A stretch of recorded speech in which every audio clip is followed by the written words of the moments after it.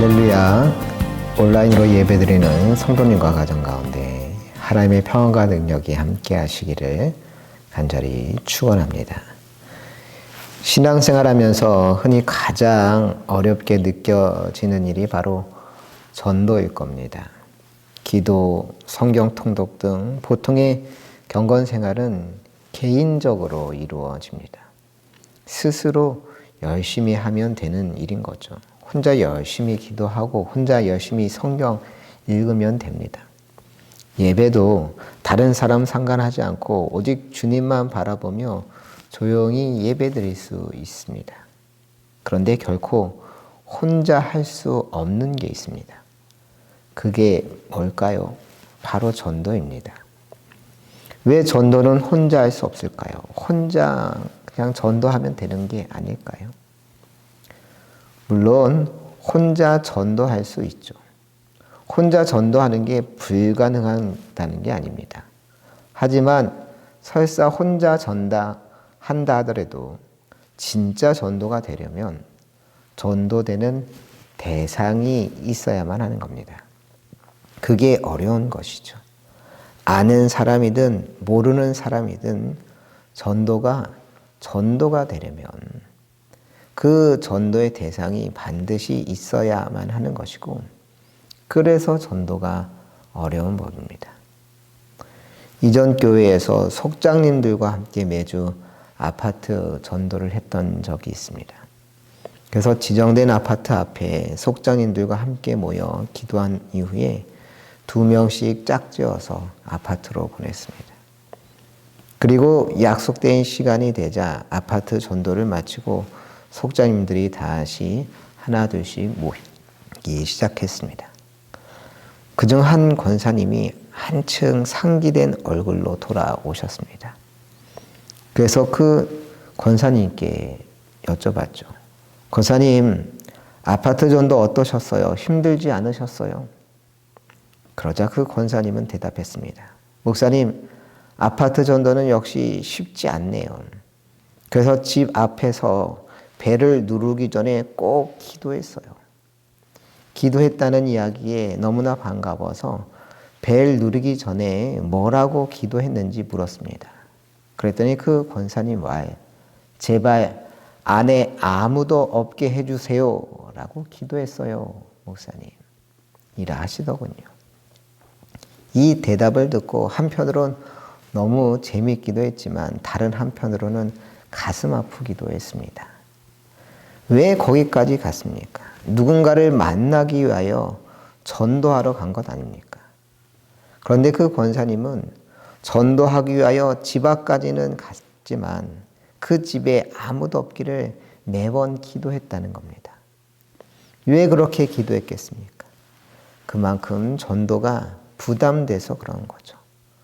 목사님이 전도하러 나오라고 해서 나오기는 했는데 막상 배를 누르고 누군가에게 전도하려고 하니까 너무 부담이 돼서 제발 아무도 없기를 바랬던 겁니다. 그렇습니다. 전도하러 나온 권사님조차 아무도 만나지 않기를 기도하게 할 정도로 사실 전도는 부담스러울 수 있습니다. 그런데 그렇게 부담스러운 전도를 우리는 왜 해야 하는 걸까요? 부담스러워도 전도해야 하는 것은 예수님께서 가장 중요하게 여기셨던 일이 바로 전도이기 때문입니다. 오늘 본문을 살펴보도록 하겠습니다. 35절 함께 읽겠습니다. 새벽 아직도 밝기 전에 예수께서 일어나 나가 한적한 곳으로 가사 거기서 기도하시더니. 새벽 아직도 밝기 전에 예수님은 일어나 나가 한적한 곳으로 가셨다고 했습니다. 왜 새벽에 일어나 한적한 곳으로 가셨습니까? 기도하기 위하여. 기도가 습관이었던 예수님은 그날의 사역을 위하여 기도로 준비하셨던 겁니다. 하지만 사람들은 그런 예수님을 잠시도 가만 놔두지 않았습니다. 36, 37절 함께 읽겠습니다.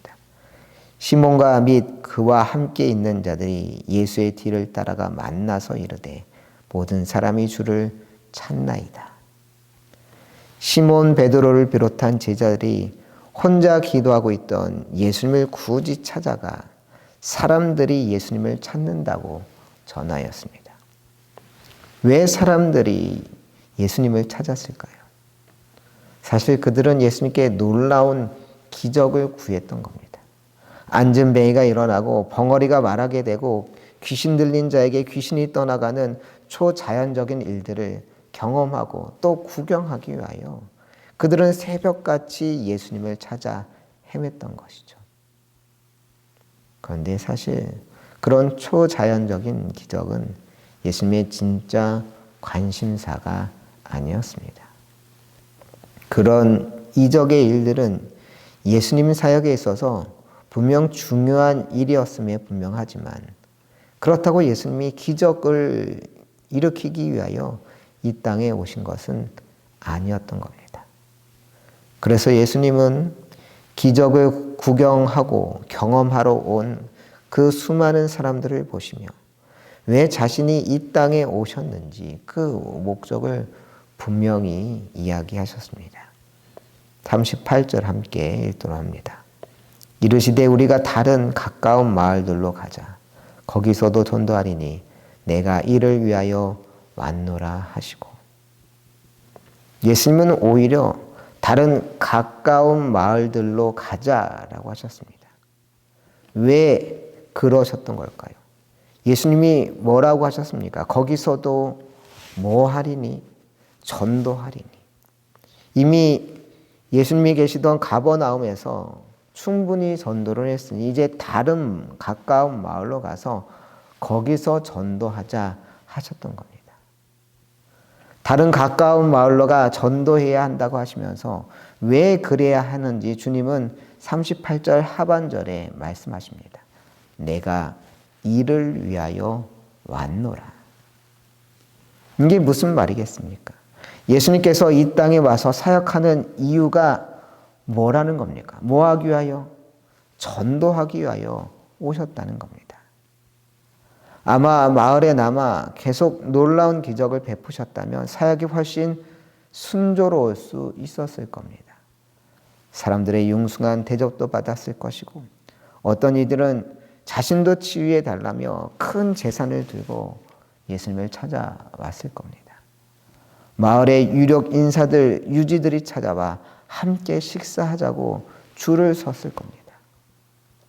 하지만 예수님께서는 그런 모든 것들을 다 마다하셨습니다.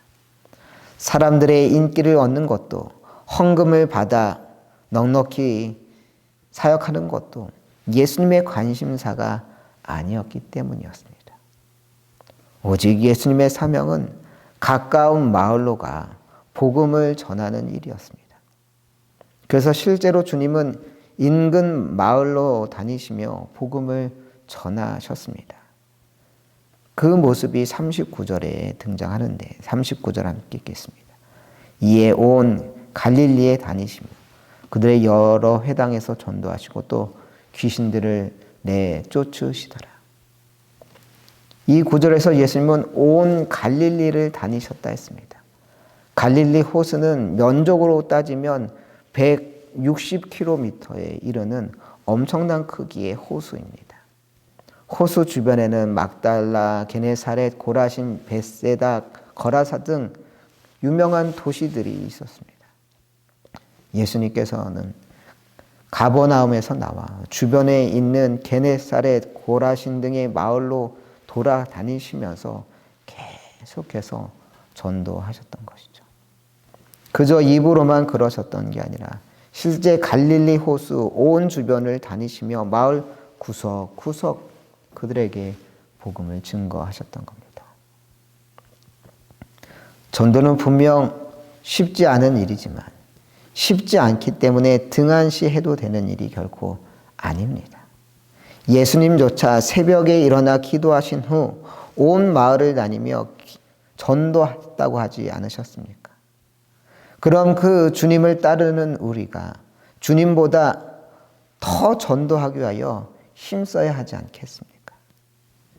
그래서 디모데후서 4장 2절은 말합니다. 너는 말씀을 전파하라.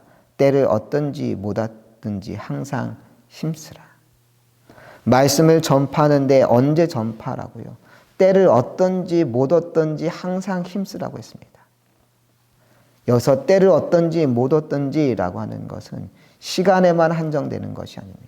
어떠한 조건에도 어떠한 상황에도 말씀을 항상 전해야 한다라고 이야기하고 있는 겁니다. 제가 학창시절 다녔던 교회는 잠실 2단지 상가에 있었던 강남중앙교회였습니다. 비록 교회는 상가 건물 2층 구석에 있었지만 예배 시간마다 사람들이 가득 찼었고 당시 중고등부 출석 인원만 해도 거의 200명에 가까이 될 정도였습니다. 그런데 하루는 학교에 갔더니 같은 반 친구가 저한테 와서 너 강남중앙교회 다니지? 라고 묻는 것이었습니다. 얘가 무슨 말을 하려나 싶어 그래 다니지 라고 다소 시큰둥하게 대답했습니다. 그랬더니 그럼 이번 주에 나도 함께 가면 안 될까? 이렇게 말하더군요. 그 친구에게 한 번도 교회 같이 가자고 한 적도 없는데 그 친구가 알아서 같이 교회 가고 싶다고 말하는 것이었습니다. 이 얼마나 놀라운 일이고 감격스러운 일입니까? 당연히 그래 잘 됐네. 이번 주에 꼭 나와야 한다. 이렇게 말해야 하는 것 아니겠습니까? 그런데 저는 그때 뭐라고 했느냐? 그래? 알았어. 한번 생각해 볼게. 그렇게 대답하고 말았습니다. 왜 그렇게 대답했느냐? 사실 그 친구가 별로 마음에 들지 않았기 때문이었습니다. 저 친구를 교회에 데리고 갔다가 뭔가 귀찮은 일이 벌어질 것 같아 마음이 불편했던 것이죠. 지금 생각해보면 철이 없어도 유분수지. 어떻게 그렇게 대답했을까 싶습니다. 교회 가겠다는 친구에게 생각해 볼 게가 뭡니까? 이게 말이 됩니까? 같은 반 친구에게 교회 가자고 전도는 못할 망정 자기 스스로 교회 나가고 싶다는 친구를 당연히 마땅히 데려가야 하는 것 아니겠습니까? 이후 저는 어떻게 했을까요? 마음을 고쳐먹고 회개하고 같이 교회 가자고 했을까요? 안 했을까요? 안 했습니다. 교회 같이 가자고 이 뻥끗도 안 했습니다. 이후 그 친구는 제가 생각해 볼게라고 한 후 아무 말도 안 하니까 결국 다른 친구에게 부탁을 해서 몇 주 후에 강남중앙교회 중고등부 예배에 나왔습니다. 예배에 나온 그 친구를 보며 제 자신이 얼마나 부끄러웠는지 모릅니다. 이후 지금까지도 그때 일이 떠오르곤 합니다. 도대체 왜 그랬을까? 가장 결정적인 문제는 뭐였느냐? 그때 그 친구를 그저 마음에 별로 안 드는 친구로만 바라봤지 구원해야 할 귀한 한 영혼이라고 하는 생각에는 미치지 못했던 겁니다. 구원받지 못한 영혼들에 대한 안타까움이나 그들에 대한 애정이 없었기 때문에 생각해 볼 게 같은 어처구니 없는 말을 했던 겁니다. 디모데후서 4장 2절에서 때를 얻든지 못 얻든지 항상 전도에 힘쓰라고 하지 않았습니까? 이 말씀은 무슨 뜻이겠습니까? 어떠한 조건 없이 전도하라는 뜻입니다. 전도할 만한 상황이니까 전도하라는 게 아니라 전도할 만한 상황이라 생각들지 않더라도 전도하라는 겁니다. 전도할 대상조차 가리지 말고 해야 한다는 이야기이기도 합니다. 마음에 들면 전도하고 마음에 들지 않으면 전도하지 않고 이건 결코 하나님의 뜻이 아닙니다. 그런데 우리는 전도를 하더라도 어떻게 하느냐?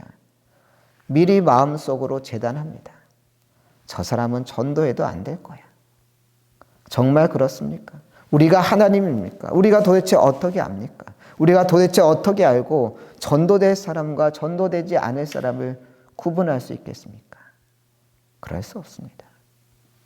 그래서 로마서 10장 12절에서 바울 사도는 말합니다. 유대인이나 헬라인이나 차별이 없습니다. 한 분이신 주께서 모든 사람의 주가 되사 그를 부르는 모든 사람에게 부요하시도다. 유대인이나 헬라인이나 차별이 없다고 했습니다. 뭐에 대한 차별이 없다는 겁니까? 구원에 있어 차별이 없다는 겁니다. 유대인이라고 구원받는 것 아니고 헬라인이라고 구원받지 못하는 것 아니라는 이야기입니다. 왜냐? 주께서 모든 사람의 주가 되사라고 했습니다. 주님께서 차별 없이 모든 사람의 주인이 되셨기 때문에 유대인이나 헬라인이나 구원에 있어서 차별이 없다는 것이죠. 계속해서 13절은 말합니다. 누구든지 주의 이름을 부르는 자는 구원을 받으리라. 얼마나 복된 말씀입니까? 누구든지 유대인이든지 헬라인이든지 그저 주의 이름을 부르기만 하면 구원을 받는다 했습니다. 그러니 우리가 전도하기 위하여 가장 먼저 가져야 하는 마음은 바로 영혼에 대해 불쌍히 여기는 마음입니다. 내가 주님으로부터 받은 사랑과 구원의 감격을 그들도 경험하기를 바라는 마음이 있어야 합니다.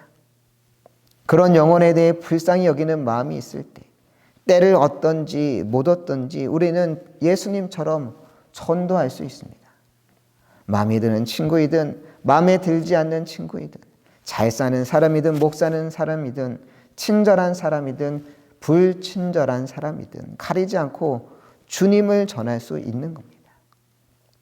여러분, 직장에 마음에 들지 않는 상사에게 복음 전하고 싶습니까? 인간적으로는 전하고 싶지 않아도 전도해야 합니다. 왜냐? 내가 구원받은 것처럼 그 사람도 주의 이름을 부르기만 하면 구원의 백성이 될 수 있기 때문입니다. 친구 중에 성질 고약한 사람이 있습니까? 다른 사람은 몰라도 그 사람은 절대 구원받지 못할 것 같습니까? 그래도 전도해야 합니다. 왜냐? 그 사람 역시 주의 이름을 부르면 구원받을 수 있기 때문입니다. 그러므로 때를 얻든지 못 얻든지 누구를 만나든지 우리는 전도해야 할 줄로 믿습니다. 하지만 문 영혼에 대한 사랑과 그들의 구원에 대한 소망만 있다고 해서 전도가 알아서 이루어지느냐? 사실 그렇지 않습니다. 전도는 해야 전도입니다. 전도는 마음속으로 바란다고 저절로 이루어지지 않습니다. 입을 열어 구체적으로 전해야 전도는 이루어지는 법입니다. 예수님은 전도가 자신의 사명임을 알고 어떻게 했습니까? 본문 39절에 나온 것처럼 직접 온 갈릴리를 다니시며 전도했다 하지 않았습니까? 전도가 사명임을 깨닫고만 있으신 게 아니라 전도해야겠네라고 마음만 먹으신 게 아니라 바로 온 사방을 다니시며 주의 복음을 전하셨습니다. 이게 바로 전도자의 자세인 겁니다. 이전에 사역했던 춘천중앙교회에서 오랫동안 사역했던 부서가 선교부였습니다. 선교부를 담당하면서 중점에 두었던 사역 중 하나가 해외 의료 선교였습니다. 의사와 간호사 그리고 스태프들까지 하면 50명 가까이 되는 대규모 팀을 꾸려 2년에 한 번씩 인도네시아로 가서 의료 선교를 진행했습니다. 임시 진료소를 개설하면 하루에 찾아오는 환자들만 600명이 넘어섰습니다. 무슨 대단한 의료 장비가 있는 것도 아니고 대충 칸막이와 커튼을 치고 그 많은 환자들을 상대하고 진료해야 했습니다. 그런 환경에서 때로 정형외과 의사는 칼을 들고 혹을 제거하는 수술을 현장에서 바로 진행하기도 했습니다. 그것으로 끝이 아니었습니다. 밤중에는 다음날 진료를 위하여 밤 12시까지 의약품 분류 등의 준비를 해야 했습니다. 하지만 더 결정적인 문제는 그렇게 열심히 의료 봉사를 해도 직접적인 선교는 전혀 할 수 없었다는 점입니다.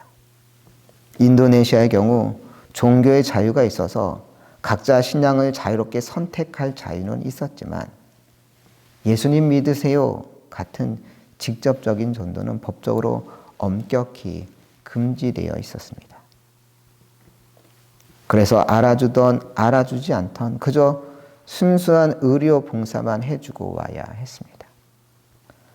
한 번은 인도네시아 현지에서 그곳에 참가했던 모든 참가자들의 여권을 빼앗긴 적도 있습니다. 한창 의료봉사가 진행 중인데 갑작스레 현지 군인들이 진료소를 찾아와 자세한 설명도 없고 모든 이들의 여권을 다 가져가 버렸습니다. 현지 선교사들에게 해결 방법을 물었더니 어쩌면 여권을 돌려받기 위하여 5,000달러 정도의 뇌물을 줘야 할지도 모르니 준비해 놓는 게 좋겠다고 이야기했습니다. 여권을 돌려받지 못하면 한국으로 돌아갈 수 없으니 어떻게든 그 상황을 해결해야 했고 일단 5,000달러를 준비해 놓기는 했지만 그날 저녁 모든 선교 팀원들은 이 문제가 잘 해결될 수 있도록 특별히 뇌물을 사용하지 않고도 잘 해결될 수 있도록 기도를 했습니다. 다행히 그 다음 날 군인들에게 뇌물을 주지 않고도 여권은 되돌려 받을 수 있었고 남은 일정 잘 마무리하고 귀국할 수 있었습니다. 그런데 그런 일정 중 깜짝 놀랄 일이 하나 더 있었습니다. 연초부터 함께 떠나기로 해서 준비 같이 해오던 한 가정의학과 의사였던 권사님이 출발 하루 전에 어머니가 돌아가시게 되어 함께 할 수가 없었습니다. 그런데 의료선교 셋째 날 오후에 그 권사님이 인도네시아 현지 진료소로 찾아오신 겁니다. 다들 깜짝 놀랄 수밖에 없었죠. 알고 보니 장례 발인을 마친 그날 밤 비행기를 타고 인도네시아까지 오신 겁니다. 이제 진료는 하루밖에 할 수 없는 상황이었지만 그 권사님은 굳이 티켓팅까지 새로 하시면서 한국에서 그곳까지 그것도 혼자 달려오셨던 것이죠. 의료 선교 팀원들은 모두 너무 감동해 그 권사님을 보고 서로 울며 얼싸안고 난리가 났었습니다.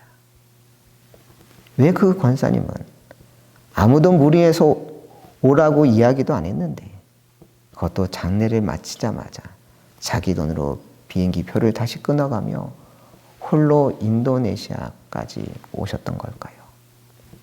와봤자 의료 선교도 하루밖에 하지 못하고 그것도 직접적으로 복음도 전하지 못하는 상황에서 그 먼 곳까지 온 것일까요? 이유는 단 하나였습니다. 복음을 전할 수 있는 유일한 방법이었기 때문이었습니다. 직접적으로 복음을 전할 수 없는 상황에서 의사로서 의료를 통하여 그리스도의 사랑을 전할 수 있다면 어떻게든 감당해 보려고 그 열정 하나만으로 홀로 인도네시아까지 오셨던 겁니다. 그렇게 의료 선교를 통해 복음의 씨앗이 뿌려지면 주님의 때에 어떻게든 복음의 열매를 맺게 될 거라는 믿음 하나로 그렇게 감당하셨던 겁니다. 전도는 마음만으로 되지 않습니다.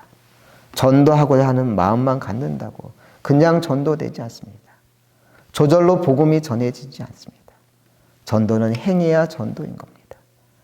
바울 사도는 앞에서 살펴봤던 로마서 10장에서 14절에 다음과 같이 이야기합니다. 그런즉 그들이 믿지 아니하는 일을 어찌 부르리요? 듣지도 못한 일을 어찌 믿으리요? 전파하는 자가 없이 어찌 들으리요? 여기서 바울 사도는 전파하는 자가 없다면 어떻게 저들이 복음을 들을 수 있겠냐? 그렇게 물었습니다. 무슨 말이겠습니까? 전파하는 자가 있어야 복음도 들을 수 있는 것 아니겠느냐? 그 이야기죠. 그렇습니다. 입술을 열어야 전도인 겁니다. 예수님께서는 사람을 고치고 치유하셨고 그로 인해 많은 사람들이 몰려왔지만 오히려 그 마을을 떠나 가까운 다른 마을로 다니시며 또 복음을 전하기 시작하셨습니다. 왜냐하면 그저 좋은 일만 하기 위해 이 세상에 오신 것이 아니라 복음을 전하는 것이 가장 중요한 사명임을 분명히 아셨기 때문이었습니다. 주님께서 복음을 전하는 일을 사명으로 삼으셔서 온 사방을 다니며 전도하셨던 것처럼 여러분도 입술을 열어 분명히 주의 복음을 증거하는 여러분들 되시길 간절히 축원합니다.